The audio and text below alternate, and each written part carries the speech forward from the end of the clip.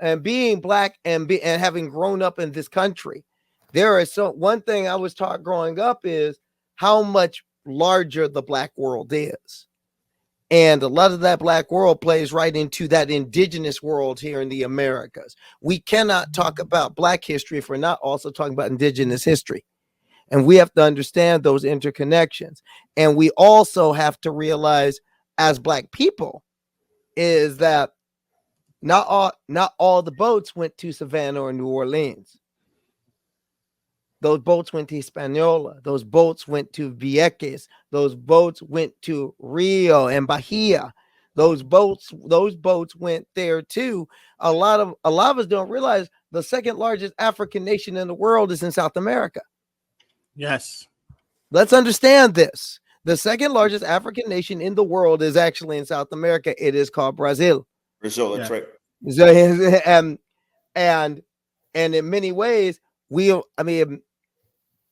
started to learn and we started to realize more and more of us here in America are making those connections, are beginning to understand, make those connections. We have to continue, but at the same time, we have to work within all our communities and understand that these black and brown and red connections, these indigenous connections, these connections that were brought over on the boats, we're all woven into the same thread of resistance.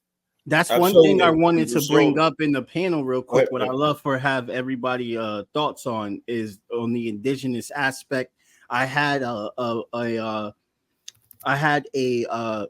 guy on by the name I had a activist on by the name of Javi, who some of y'all may know, Tabiza and Carly, who was a part of the Samilia Collective. And one thing that he talked about when we were talking about Shine Bombs becoming president, the first woman Jewish president of Mexico, is how are we going to make sure this administration do more for indigenous people?